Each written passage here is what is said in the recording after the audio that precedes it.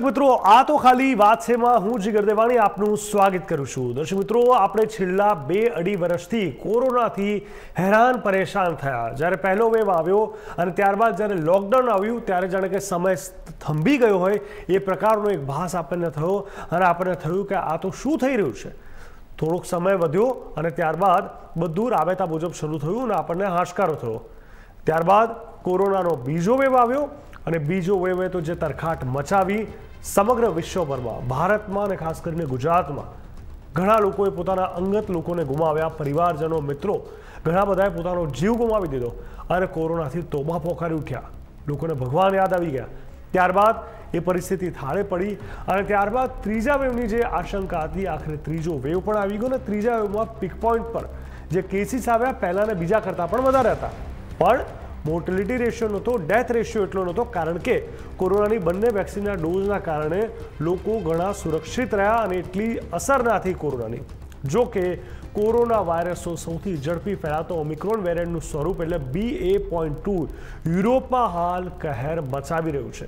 આ વેરિયન્ટે દુનિયાભરમાં કહેર મચાવ્યો છે। કોરોના વાયરસનો સૌથી ઝડપી ફેલાતો ઓમિક્રોન વેરિયન્ટનું સ્વરૂપ BA.2 યુરોપમાં કહેર મચાવી રહ્યું છે। ઇટલીની વાત કરીએ તો 2 દિવસમાં 90,000થી પણ વધારે સંક્રમિત લોકો મળ્યા। વળી ફ્રાન્સમાં પણ હોસ્પિટલોમાં ભરતી થનારા લોકોની સંખ્યામાં ખૂબ જ ઝડપી વધારો થયો। ચીનના શાંઘાઈમાં દર્દીઓ વધતા જાય છે। એશિયાઈ દેશોમાં કોરોના મામલામાં સ્થિરતા દેખાય છે। જોકે હોંગકોંગમાં સ્થિતિ ધીરે ધીરે સુધરી રહી છે। આ બાજુ BA.2 આ મહિને યુરોપમાં અને ચીનના અમુક ભાગમાં ઝડપથી ફેલાતો જોવા મળ્યો। ફ્રાન્સ, ઇટલી, જર્મની અને બ્રિટનમાં કોવિડના કેસોમાં આજે વધારો થઈ રહ્યો છે। ચીનના શાંઘાઈમાં આ વેરિયન્ટનો નવો હોટસ્પોટ બની ગયું છે। વળી સોમવારે 4400 નવા કેસ સામે આવ્યા। શહેરના કેટલાય વિસ્તારોમાં લોકડાઉન લગાવવામાં આવી ચૂક્યું છે। જોકે બીજા દેશોમાં શું છે હાલત? ફ્રાન્સમાં છેલ્લા 24 કલાકની વાત કરીએ તો ફ્રાન્સની હોસ્પિટલોમાં ભરતી થનારા લોકોની સંખ્યા 467થી વધીને 21,073 થઈ ગઈ છે। તમે વિચારી શકો છો કે ક્યાં 467 અને ક્યાં 21,073। ત્યારબાદ ફેબ્રુઆરી બાદ આ એક જ દિવસમાં આવનારા સૌથી વધારે કેસો છે।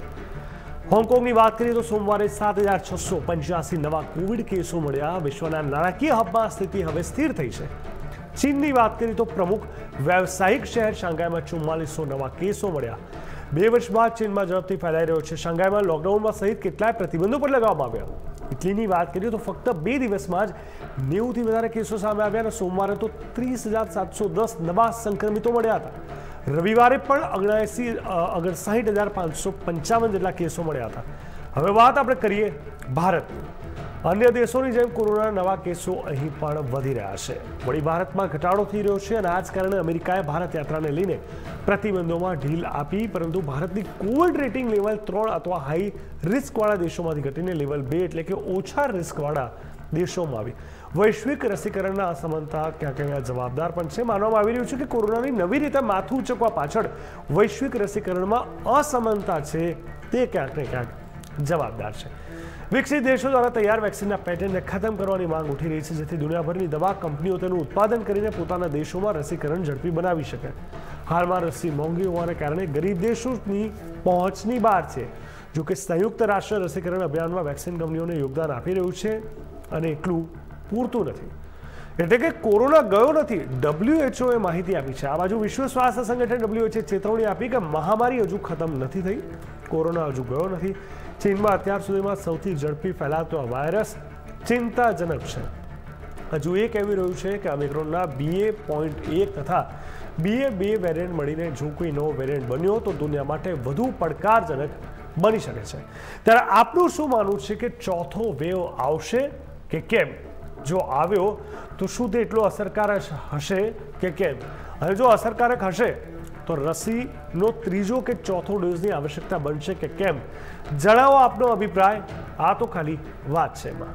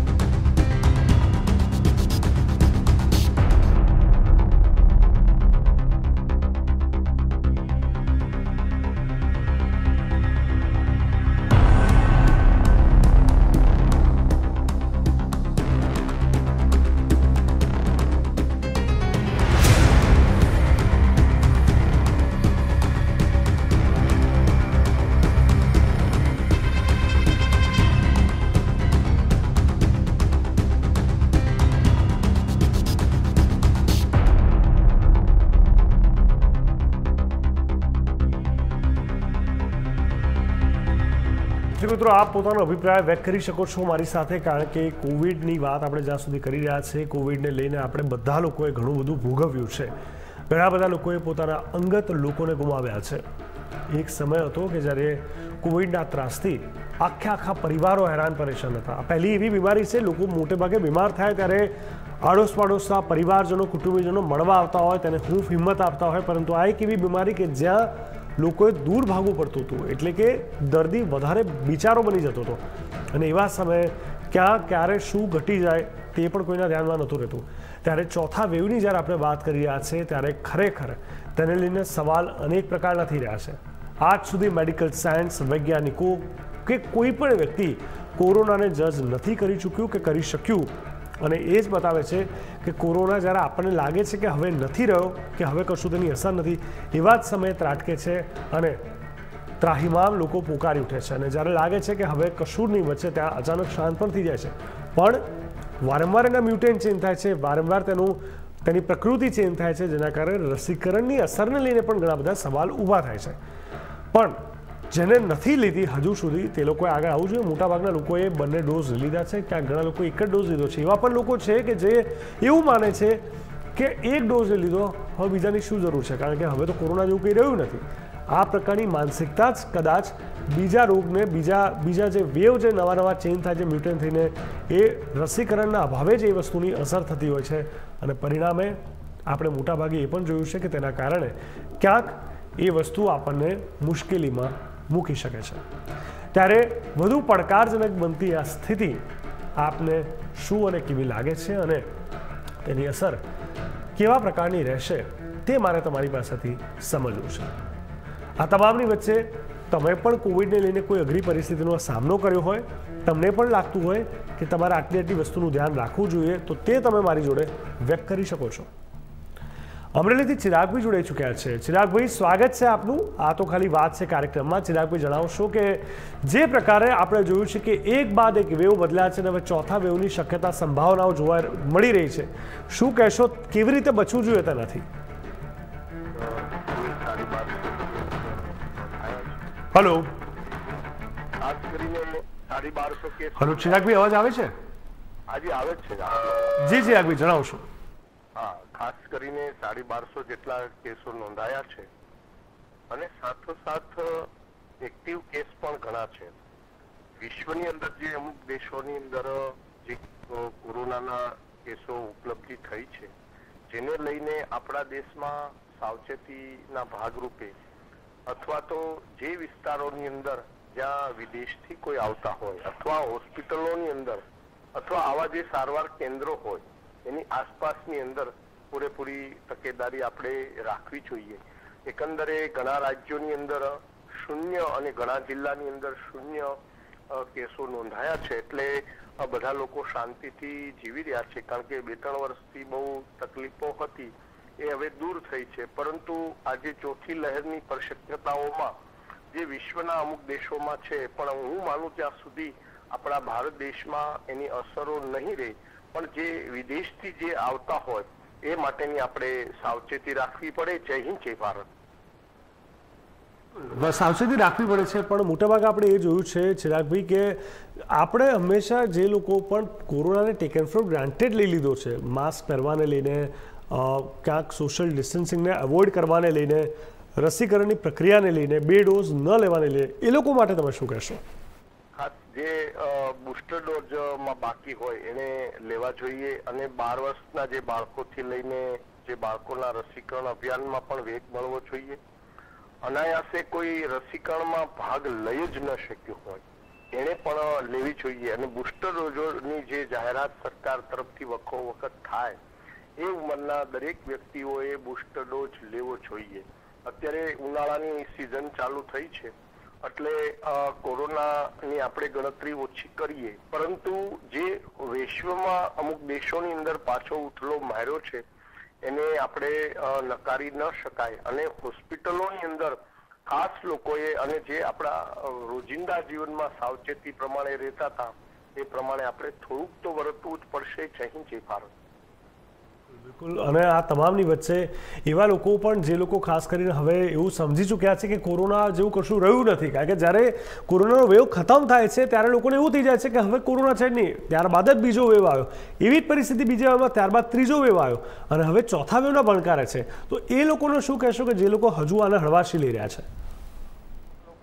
જે ગ્રામ્ય વિસ્તારોમાં રહેતા હોય અથવા કોઈને અત્યારે કોરોના ગયો છે એવું ટેન્શન નીકળી ગયું હોય, પરંતુ જો તમે એવી પરિસ્થિતિમાં નિર્માણ થશો કે એવી બધી બહુ મોટે પાયે ગીચ વિસ્તારો હોય, એની અંદર જો કોઈ સંક્રમિત હોય વ્યક્તિ અથવા એના પરિવારમાંથી કોઈ હોય અથવા જે કાંઈ એક્ટિવ કેસોમાંથી તમે આસપાસના વિસ્તારોમાં હોય અને હજી પણ આરોગ્યલક્ષી ઘણા પગલાં લેવા પડે અને દરેક જગ્યાએ જે એના કોરોનાના કેસો હોય, હેરાફેરી થતી હોય, એ લોકોનું જે કાંઈ સ્વાસ્થ્ય બાબતની જે ઘન કચરા નિકાલનું હોય એ પણ અલગ જગ્યાએ થવું જોઈએ. અને આપણે અમુક સિટીઓ માટે તો એક્ટિવ રહેવું જ પડે, કારણ કે પહેલાની જેમ આટલું બધું રીતે તમે ગીચતાથી રહી નહીં શકો, કારણ કે થોડીક જાગૃતતા રાખવી પડશે અને સાવ શૂન્ય આપણા સંપૂર્ણ ભારતમાં ન થાય ત્યાં સુધી આપણે તકેદારી રાખવી પડે. જય હિન્દ, જય ભારત. અમારી સાથે જોડવા માટે ખૂબ ખૂબ ધન્યવાદ. જે પ્રકારે ચિરાગભાઈએ વાત જણાવી, તકેદારી રાખવી આપણા હાથમાં છે. ચોથી કોરોના લહેરની આપણે વાત કરી રહ્યા છીએ અત્યારે, અને ચીનના સૌથી મોટા શહેરમાં તો લોકડાઉન પણ લગાડી દેવામાં આવ્યું છે. એવા સમયની અંદર આપણે સૌએ સાવચેત રહેવું પડશે અને આપણે સૌએ સમજવું પડશે કે ક્યારેય પણ કોઈ પણ પ્રકારની સ્થિતિનું એક કહી શકાય કે સર્જન થઈ શકે છે. અને એવા સમયે precaution is always better than the cure, જે કહેવત હંમેશા સાચી પડે છે. આ કોટ હંમેશા લાગુ પડે છે, ખાસ કરીને જ્યારે વાત બીમારીઓની આવે છે, મેડિકલ રિલેટેડ આપણે કોઈ પણ ચર્ચા કરતા હોય એવા સમયે વારંવાર આ કહેવાતું હોય છે. તો દર્શક મિત્રો, આપ પણ આપનો અભિપ્રાય વ્યક્ત કરી શકો છો. આ તો ખાલી વાત છે, કારણ કે આ વાત માત્ર તમારી ને મારી વચ્ચે છે. જે ગુજરાત પોતે જાણશે, સમજશે કે તમારો પોઈન્ટ ઓફ વ્યૂ શું છે.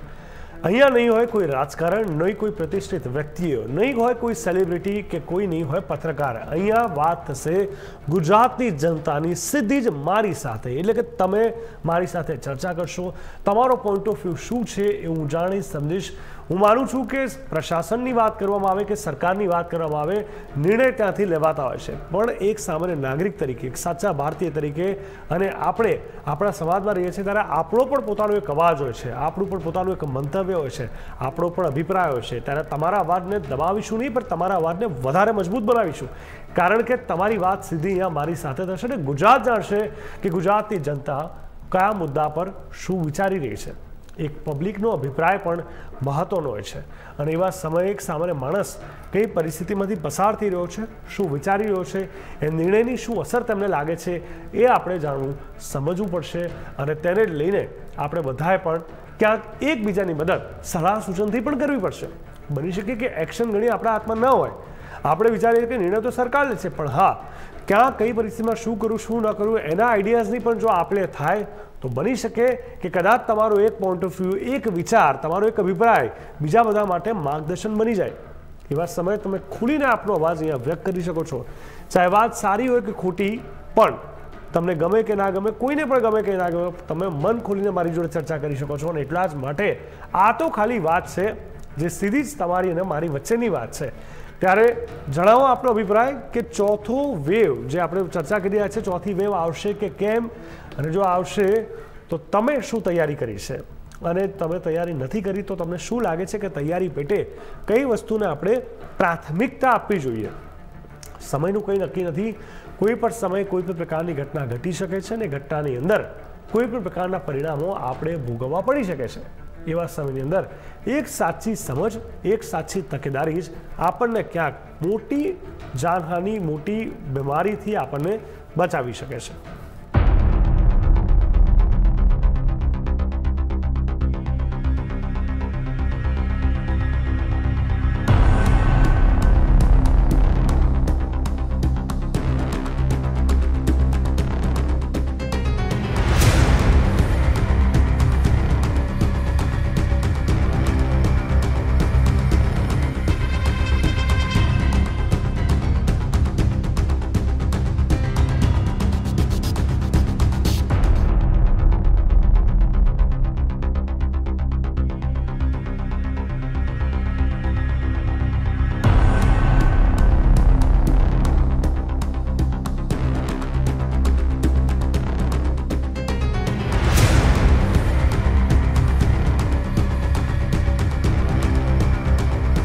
મિત્રો જોડાઈ ગયા છે અમિત રાજપૂત જે નવસારીથી જોડાઈ ચૂક્યા છે।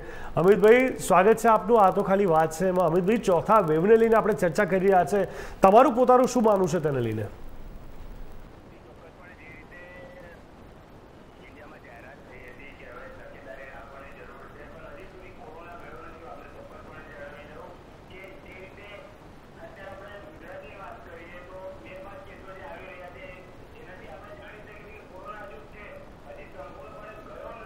જી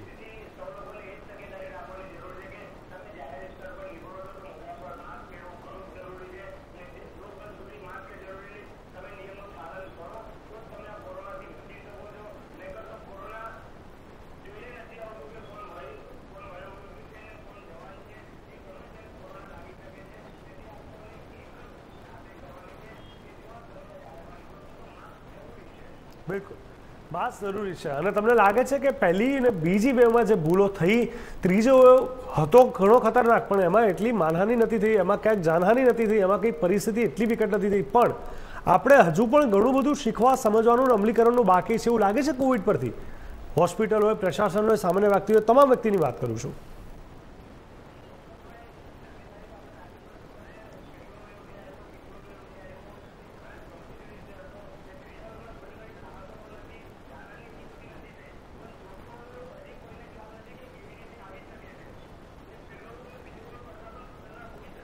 બિલકુલ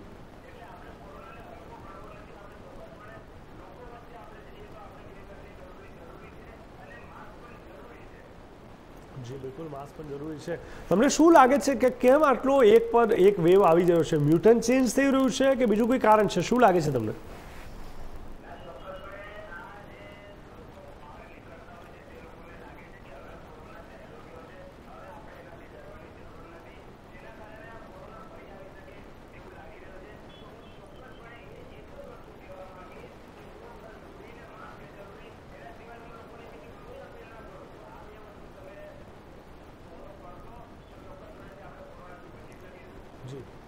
બિલકુલ બિલકુલ, તો પછી આપણે કોરોનાથી બચી શકીશું અને સ્વાભાવિક રીતે આપણે એકબીજાનું ધ્યાન રાખી શકીશું। અમારી સાથે જોડાવા માટે ખૂબ ખૂબ ધન્યવાદ। તો દર્શક મિત્રો, જે દર્શક મિત્રો આપણી સાથે જોડાઈ રહ્યા છે તે બધાનું એક જ વસ્તુ માનવી છે કે ક્યાંક આપણે લીધેલી હળવાશથી જે કોઈ પણ પળો છે, ભૂલો છે કોરોનાને લઈને, તે જવાબદાર બની છે।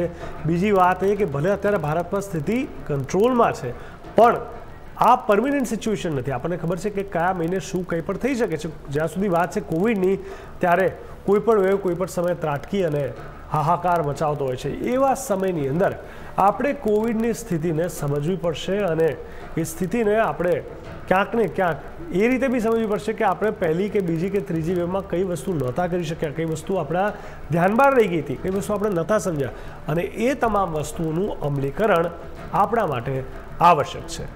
આ તમામ વસ્તુની સાથે સાથે આપનો પણ કોઈ અભિપ્રાય હોય કોવિડને લઈને, જે રીતે દેશની વાત છે, દેશમાં હવે ધીરે ધીરે કેસીસ આવી રહ્યા છે અને વર્લ્ડ વાઇડ આપણે તમને બતાવ્યું ઇટાલી, ફ્રાન્સ, યુરોપ, અલગ અલગ જગ્યાએ શું સ્થિતિ છે, એવા સમયની અંદર તમે મને જણાવશો, તમે મને બતાવશો, તમે મને કહેશો કે આપણે ક્યાં પાછા પડ્યા અથવા ક્યાં આપણે હજુ વધારે સબક લેવાની જરૂર છે।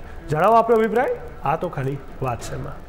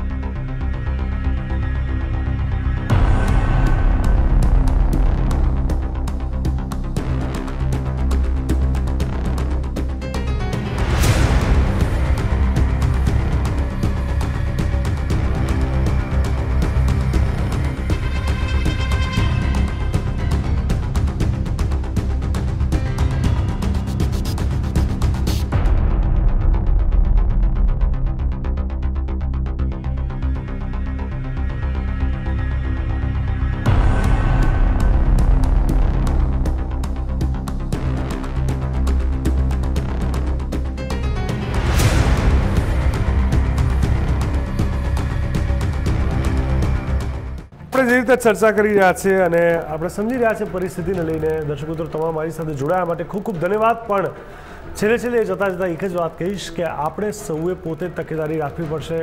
હા, એ વાત અલગ છે કે આપણે આ શબ્દોથી કંટાળી ગયા છે, આપણે આ શબ્દથી ટેવાઈ ગયા છે અને કોરોનાથી આપણે થાકી ગયા છે, ત્રાસી ગયા છે. પણ આપણે એકલા નથી.